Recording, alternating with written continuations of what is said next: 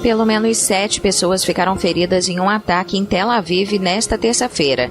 A polícia informou que o motorista de um carro atropelou vários civis no norte da cidade e as esfaqueou antes que o agressor fosse morto a tiros.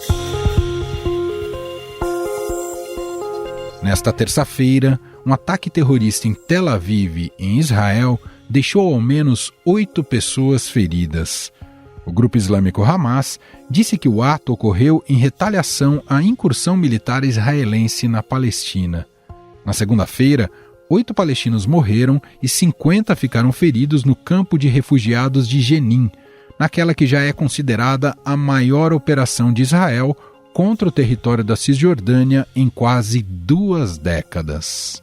O exército israelense afirmou que a ampla operação realizada nesta segunda-feira na Cisjordânia, que mirou bases da Brigada Jenin, um grupo militante local, pode durar dias. Segundo as forças do Estado hebreu, os alvos eram uma infraestrutura terrorista e um centro de operações conjuntas, que funcionavam para a produção de armas e armazenamento de munições explosivas.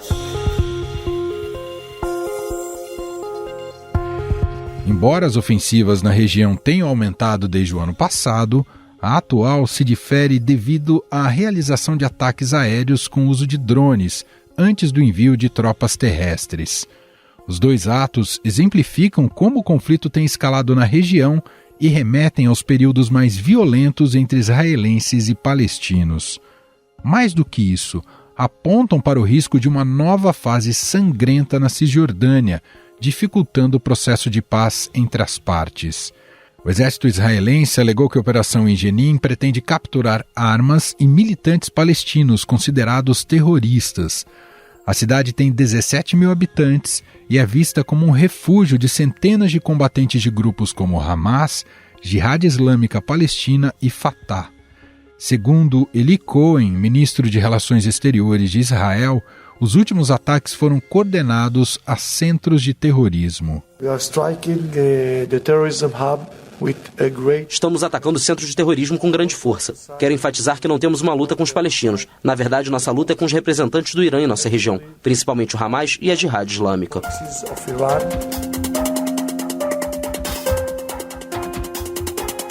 Os conflitos entre israelenses e palestinos na Cisjordânia voltaram a escalar no ano passado, a partir do momento em que Israel passou a ter o governo mais à direita de sua história. O Knesset, Parlamento de Israel, ratificou nesta quinta-feira o novo governo liderado por Benjamin Netanyahu, com seus parceiros ultra-ortodoxos e de extrema-direita.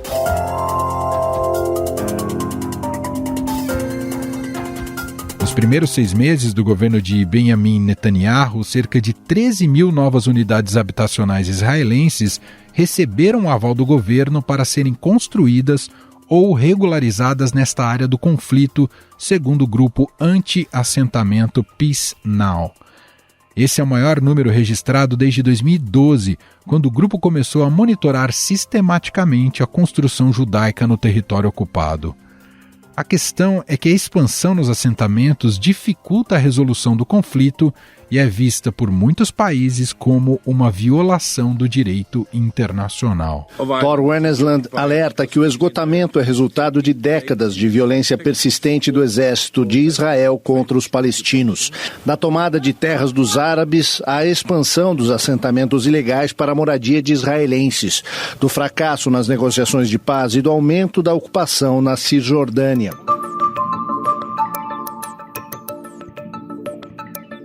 Além disso, no norte da Cisjordânia, sob o governo da Autoridade Palestina, grupos armados palestinos começaram a crescer, com a adesão de jovens que não reconhecem o presidente Mahmoud Abbas. Nos primeiros 6 meses deste ano, 140 palestinos e 30 israelenses foram mortos, segundo organizações humanitárias. Esse número é um dos mais altos desde 2005, ano em que a segunda intifada palestina chegou ao fim. Em setembro de 2000, o líder israelense Ariel Sharon fez um discurso reafirmando o controle sobre os territórios reivindicados pelos palestinos. A visita do então candidato a primeiro-ministro de Israel, Ariel Sharon, ao Monte do Templo, local considerado sagrado tanto por judeus quanto por muçulmanos. A visita foi vista como uma provocação, enfureceu os palestinos e deu início à segunda intifada. Mais violenta que a primeira, ela terminou em 2005 com a retirada de Israel de Gaza.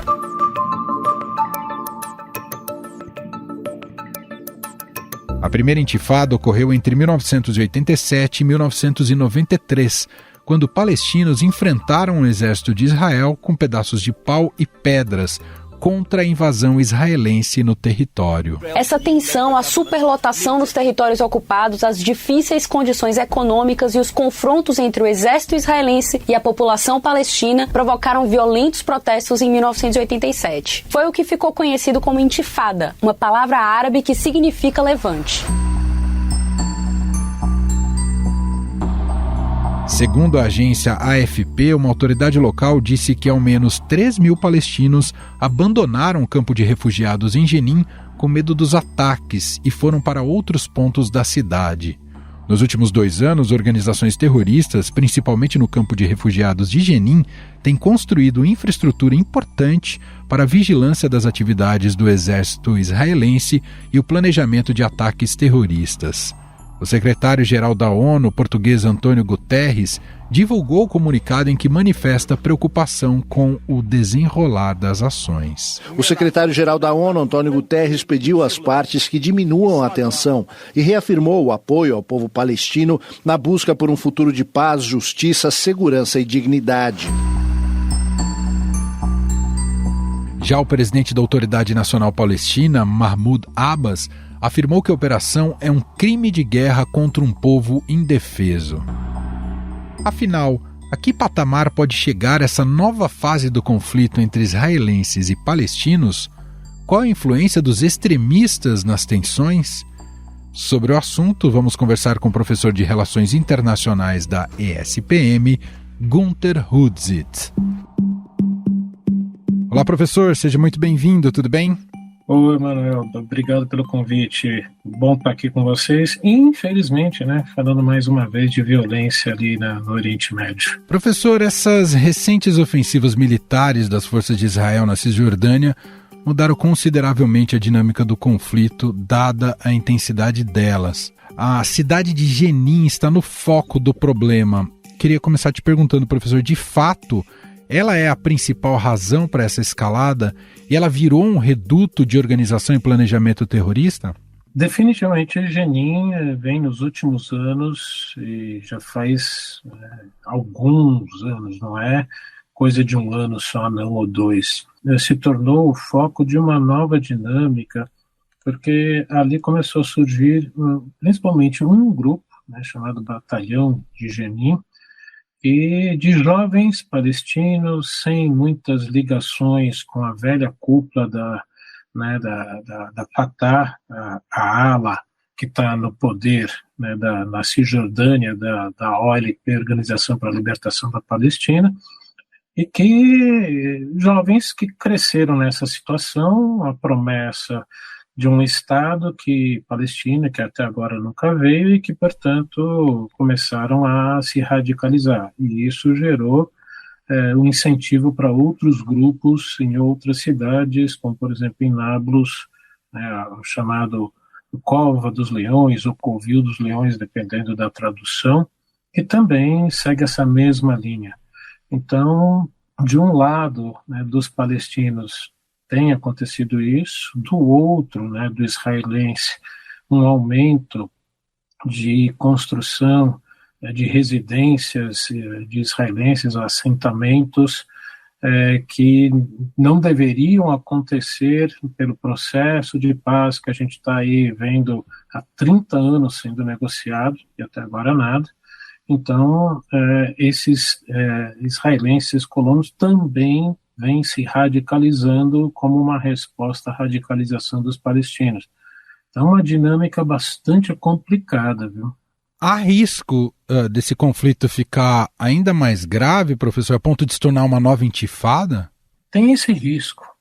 Não se espera, pelo menos até agora não há indicações de que outras cidades palestinas também se levantem, mas como eu disse, há 30 anos se fala desse processo de paz, indas e vindas, diversas vezes, indas e vindas, e até agora nada, você já tem aí, no mínimo, quase que 2 gerações de jovens palestinos que tem esperado por tudo isso e não veio.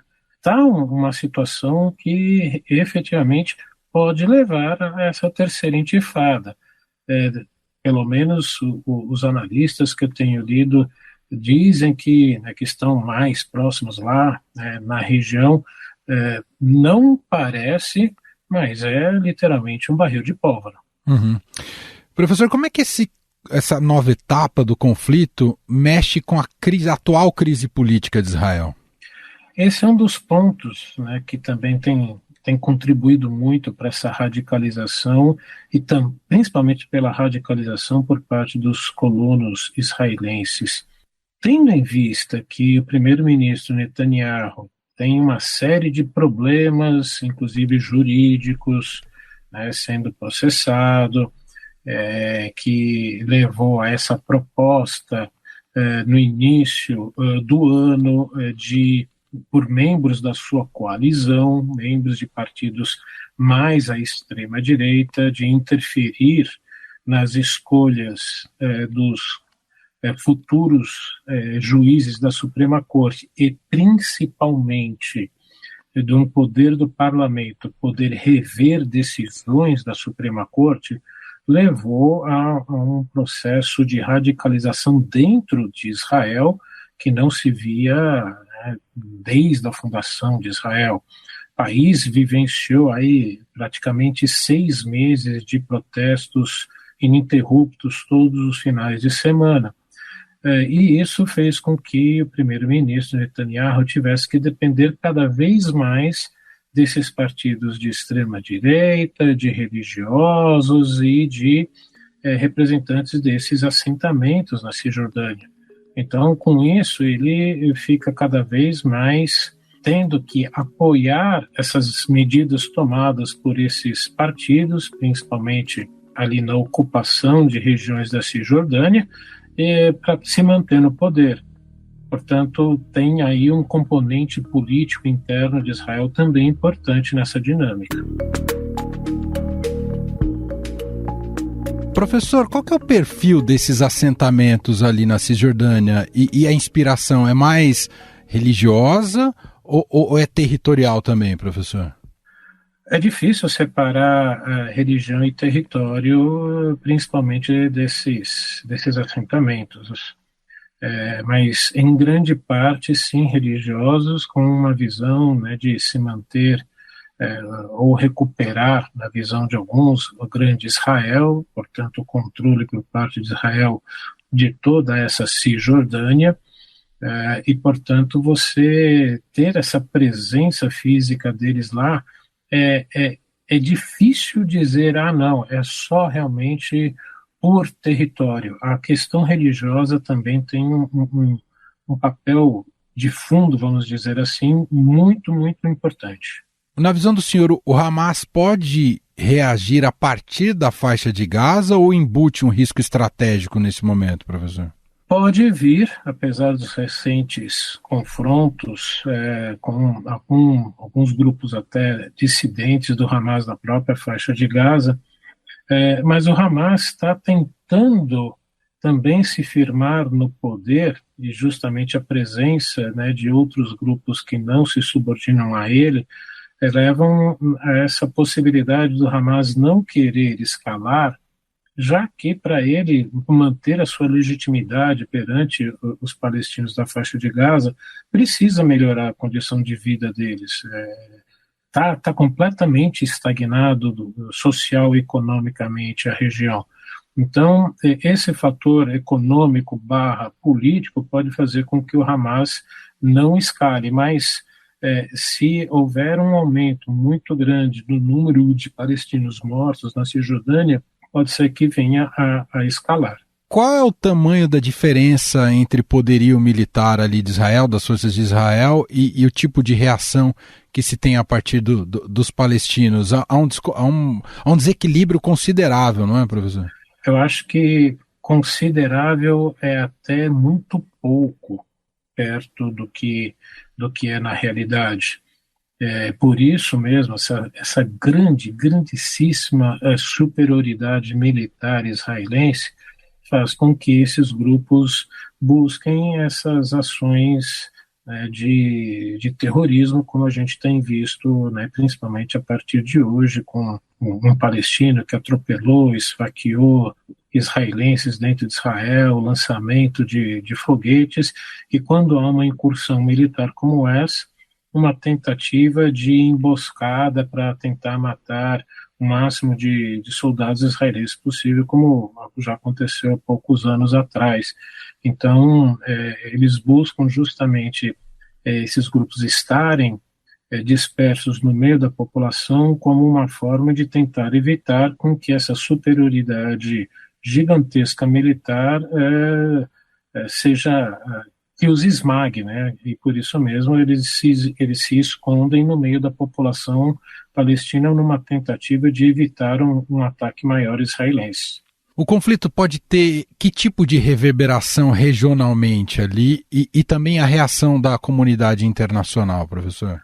Condenações, né, para os dois lados já vem ocorrendo. Agora, a grande preocupação é que isso possa afetar a aproximação entre Israel e Arábia Saudita, tendo em vista que, com os acordos de Abraão, Israel estabeleceu relações diplomáticas com Emirados Árabes Unidos e Bahrein, ou seja, os primeiros reinos do Golfo que reconheceram Israel, isso indicou a mudança da percepção de ameaça desses reinos e, principalmente, quais são os maiores objetivos em termos de segurança para eles. Então, a questão palestina veio perdendo importância para esses reinos de acordo com a ascensão iraniana como uma potência regional. E isso a gente já vem falando há, no mínimo, uns 13, 15 anos. Tanto que a guerra civil na Síria, que começou em 2011 e está aí até hoje, é um subproduto desse confronto entre Arábia Saudita e Irã pela liderança regional. Então, como hoje o Irã é a maior ameaça para Israel e o Irã também passou a ser a maior ameaça para esses reinos do Golfo, nada mais, entre aspas, natural de uma aproximação entre eles por um inimigo em comum. O grande problema para a família real saudita é que, por eles serem, né, os protetores dos dois lugares mais sagrados do Islã, Meca e Medina, eles estabelecerem relações diplomáticas com Israel é muito complicado no mundo muçulmano sunita. Então, dependendo dessa escalada e quantidade de mortos palestinos, isso pode fazer com que essa aproximação que já existe tenda a esfriar, postergar qualquer decisão oficial de estabelecimento de relações diplomáticas. Bom, sempre quando novos conflitos surgem ali na região, volta-se a debater a inviabilidade de uma construção de paz, de uma paz duradoura. E aí é um tema também que a gente sempre retorna a ele, passa necessariamente pela criação do Estado palestino, professor? Olha, eu não vejo outra solução. Quanto efetivamente os dois lados não buscarem conseguir estabilizar e principalmente o lado palestino controlar grupos mais radicais, dificilmente qualquer governo israelense, seja do primeiro-ministro Netanyahu ou de alguma outra aliança que possa vir a substituí-lo, seguir adiante e dar a independência para os palestinos, porque como eles dizem, e também eles têm razão, eles têm que garantir a segurança dos cidadãos israelenses. E continua tendo, principalmente, o Hamas não reconhecendo que Israel tem o direito de existir. Portanto, precisa ter uma iniciativa dos dois lados para que isso aconteça. E, infelizmente, por dinâmicas políticas, por essa tensão favorecer tanto Hamas quanto esses grupos mais à extrema-direita em Israel, faz com que essa dinâmica de paz não consiga ir para frente. Muito bem, nós ouvimos por aqui Günter Hudzit, professor de Relações Internacionais da ESPM. Professor, muito obrigado aqui pela análise e explicações. Um abraço e até a próxima. Eu que agradeço. Até a próxima. Estadão Notícias. E este foi o Estadão Notícias de hoje, quarta-feira, 5 de julho de 2023. A apresentação foi minha, Emanuel Bonfim. Na produção, edição e roteiro, Gustavo Lopes, Jefferson Perleberg e Gabriela Forte. A montagem é de Moacir Biasi e o nosso e-mail podcast@estadão.com. Um abraço para você e até mais.